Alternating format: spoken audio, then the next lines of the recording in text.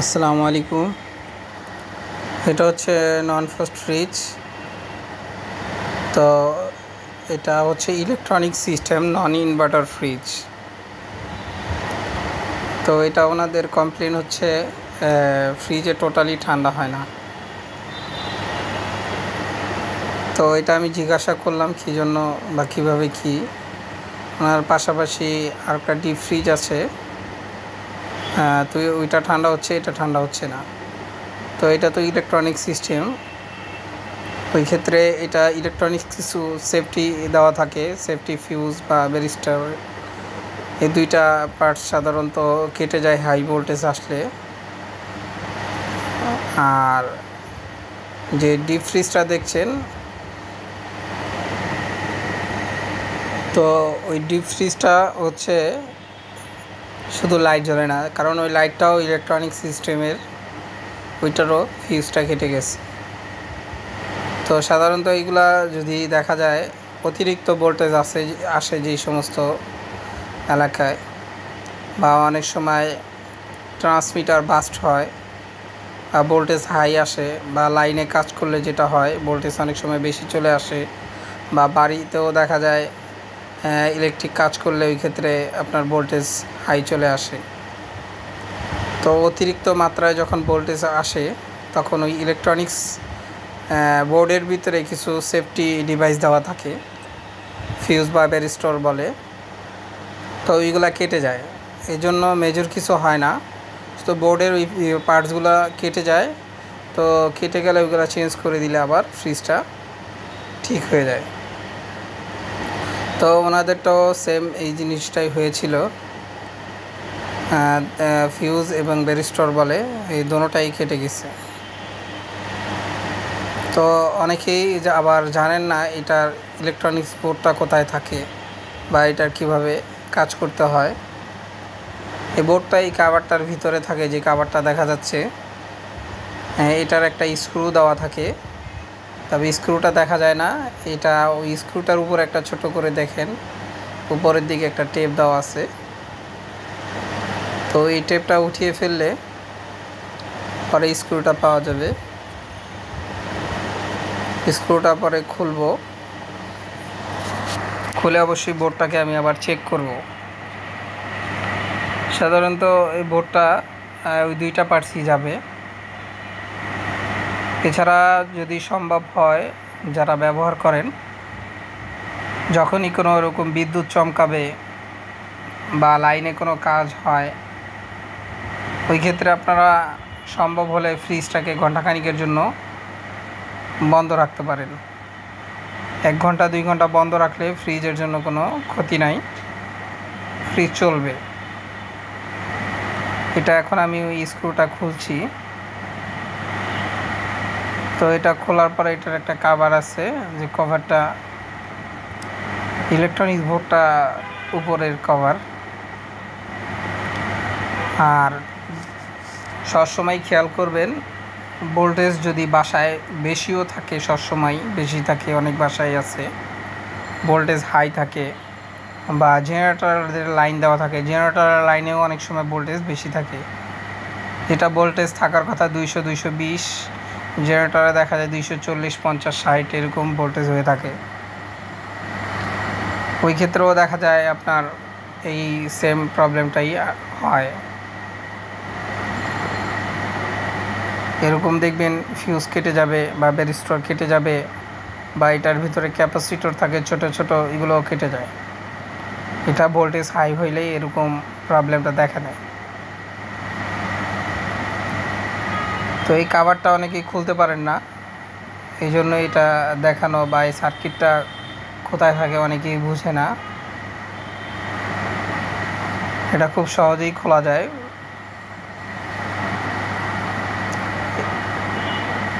এই হচ্ছে এটা, এই কালো কাভারটার ভিতরে, যে কালো কভারটা দেখতেছেন, ওই কভারটার ভিতরে সার্কিট, এই যে হচ্ছে সার্কিট, আর এই হচ্ছে ব্যারিস্টর ফেটে গেছে দেখা যাচ্ছে, আর এটা হচ্ছে হলো ফিউজ। এই ব্যারিস্টরটা সাধারণত ভোল্টেজ হাই, এবং ফিউজটা ভোল্টেজ হাই আসলেই ফিউজটা কেটে যায় এবং ব্যারিস্টরটা ফেটে যায়। তো এই দুইটা পার্টস আপনারা চেঞ্জ করে দিলে ফ্রিজটা ওকে হয়ে যাবে। তো সার্কিটটা খুলে ফেলছি। হ্যাঁ, খুলে এটার যে আপনার ফিউজ এবং ব্যারিস্টার আছে ওগুলো আমি চেক করে নিচ্ছি, যেগুলা কাটা কি না ভালো। তো এটা যেটা দেখা যাচ্ছে এগুলো দোনোটাই কেটে গেছে। আর মিটারে চেক করলে দেখবেন লাল বাতিটা জ্বলবে। কাটা যদি থাকে তাহলে জ্বলবে না, বিশেষ করে ফিউজটা। আর ব্যারিস্টারটা একটা পয়েন্ট দেখাবে। তো আমি ভালোভাবেই চেক করে নিচ্ছি।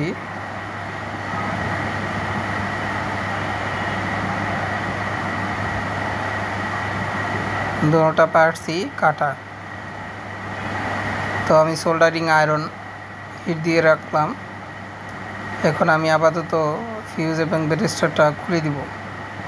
আর একটা সার্কিট কীভাবে রিপেয়ার করতে হয় এটা আপনাদের দেখিয়ে দেওয়া হবে। খুবই সহজ, আপনারা একটু ফলো করলেই হবে। শুধুমাত্র এখানে দুইটা পার্টস চেঞ্জ করলেই হয়ে যাবে। আর সাধারণত ইলেকট্রনিক্স যে কোনো ফ্রিজই হোক, যদি ভোল্টেজ হাই আসে তো এই সেম প্রবলেমটাই হবে। অতিরিক্ত ভোল্টেজ আসলে এগুলা কেটে যায়। এটা যে কোনো মডেলেরই হোক, ইলেকট্রনিক্স সিস্টেম যদি থাকে, ইনভার্টার হোক নন ইনভার্টার হোক, যে কোনো ফ্রিজেরই এই সেম প্রবলেমটাই হবে। আপনারা যদি এরকম দেখছেন যে টোটালি ফ্রিজ চলছে না, লাইট জ্বলছে না, এরকম হয় হঠাৎ করে বা হাই ভোল্টেজ আসছে, তো অবশ্যই আপনারা এটা ইলেকট্রনিক্স বোর্ডটা চেক করে নিতে পারেন। চেক করলে দেখবেন অবশ্যই সার্কিটটা ফিউজ ব্যারিস্টার কেটে গেছে। আমি এগুলো এখন চেঞ্জ করে দিব।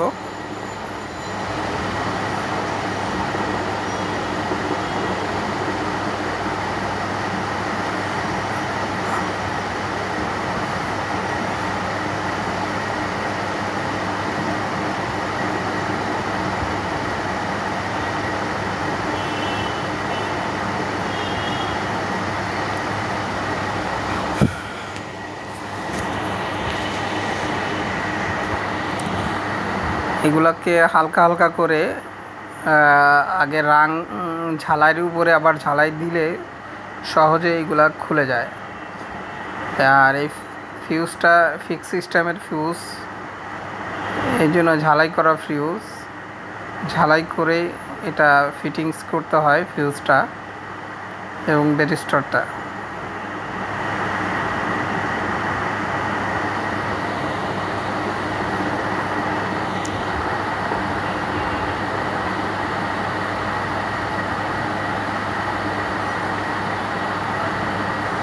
এই ছোট্ট ফিউজটা দেখা যাচ্ছে। আর ফিউজটার এম্পিয়ারটা থাকবে 8 এম্পিয়ারের ফিউজ। এটা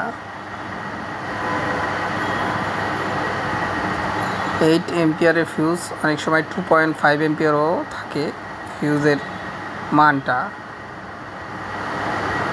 আর ব্যারিস্টারও একটা মান আছে, তো ওইটাও আপনি 3 পয়েন্ট থাকবে, 3 পয়েন্টের উপরে। ওইটা কোনো আপনার ওইটা সহজেই ফেটে যায় যে হাই ভোল্টেজ আসলে, বিশেষ করে ব্যারিস্টারটা। আর এগুলো ব্যারিস্টার দেওয়ার উদ্দেশ্য, অনেক সময় যদি এইগুলো না দেওয়া হয় সেফটি ডিভাইসগুলো, তো এই ক্ষেত্রে সার্কিট অনেক সময় দেখা যায় পুরোটাই পুড়ে যাবে বা কম্প্রেসার পুড়ে যায়, কম্প্রেসারের প্রবলেম হয় বা ওভারলোড টিপ করে, এরকম হয়ে থাকে।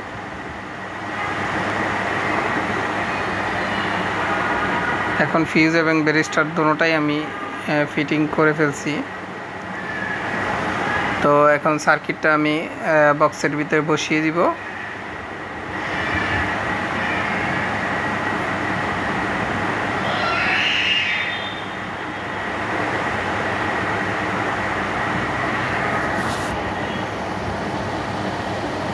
ঝালাই মোটামুটি হয়ে গেছে।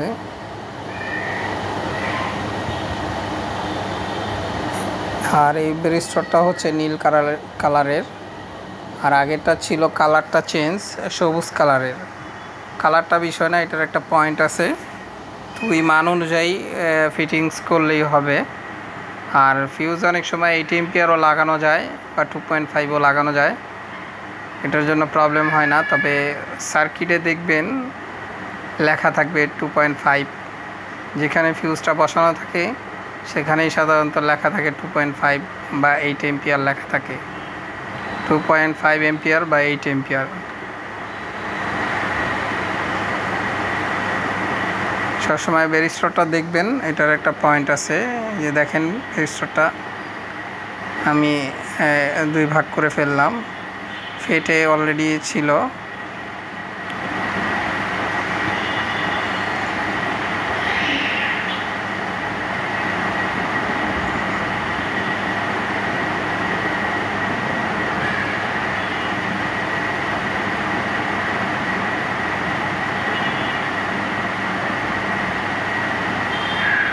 এটার আমি ফিউজ ব্যারিস্টারটা ফিটিং করার পরে আমি এটার চেক করে নিব ধরো ঠিক আছে কি না। ফিউজটা ঠিক আছে দেখা যাচ্ছে।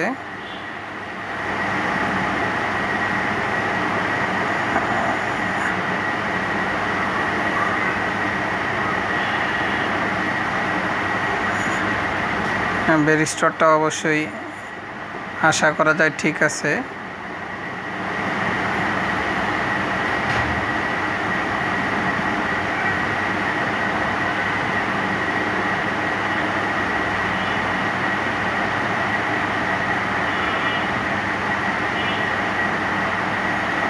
ওকে আছে।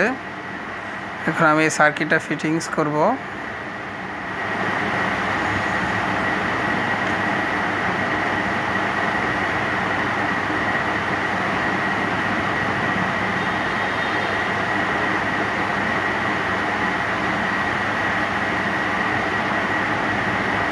অবশ্যই ক্লিপগুলো ভালোভাবে ফিটিংস করতে হবে।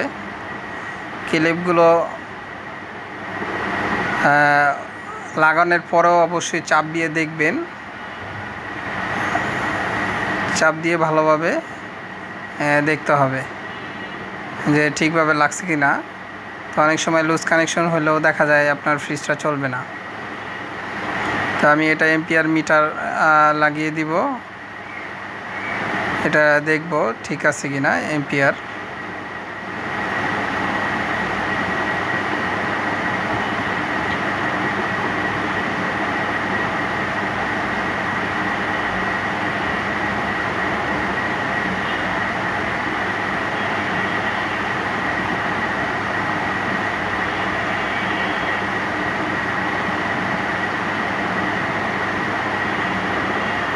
এটা তারটা এম্পিয়ার মিটারের ক্লিপটা অবশ্যই ঢোকে না, ছোট তার থাকার ফলে। এখন দেখা যাচ্ছে হয়েছে। এখন আমি শুধুমাত্র ফ্রিজের সুইচটা দিয়ে দিব।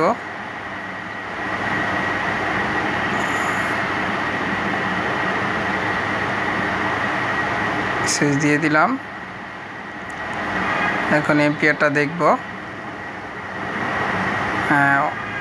1.1 এম্পিয়ার আছে, 1 এম্পিয়ার দেখা যাচ্ছে, ঠিক হয়ে গেছে। ফ্রিজটা সম্পূর্ণভাবে ঠিক আছে। তো এভাবে করে আপনারা ইচ্ছা করলে এটা কাজ করে নিতে পারেন। অবশ্যই খেয়াল করবেন যখনই এরকম হাই ভোল্টেজ আসবে, তো আপনারা একটু খোঁজ করে নেবেন, দেখে নেবেন ভালোভাবে। যদি দেখেন ফ্রিজের কম্প্রেসার চলছে না বা টোটালি একেবারেই ঠান্ডা হচ্ছে না বা কোনো চলছে না, তো অবশ্যই এটার বোর্ডটা দেখে ভালোভাবে খুলতে পারলে ওই ফ্রিজ 2টা পার্ট চেঞ্জ করে দিলে ইনশাল্লাহ হয়ে যাবে। এভাবে করে আপনারা ফ্রিজটার কাজ করতে পারেন। আর কভারটা আমি লাগিয়ে ফেলছি, আর এটা ফিটিংসটাও একটু দেখে নেবেন এবং কিভাবে খোলা হয় খুলবেন। আর এই যে স্ক্রুটা স্ক্রুটা খেয়াল করবেন, একটা স্ক্রুই থাকে আর উপরে প্লাস্টিকের একটা টেপ দেওয়া থাকে। এই টেপটা খুলে তো পরে স্ক্রুটা খুলতে হয়। তো আপনারা চাইলে এটা করতে পারেন, যারা বিশেষ করে এক্সপার্ট আছেন বা এই লাইনে যারা কাজ করেন তারা দেখে কাজটা করে নিতে পারেন। এখন লাইটও জ্বলছে, ফ্রিজও চলছে। তো অবশ্যই আপনারা যদি দেখে নেন সহজে করতে পারবেন।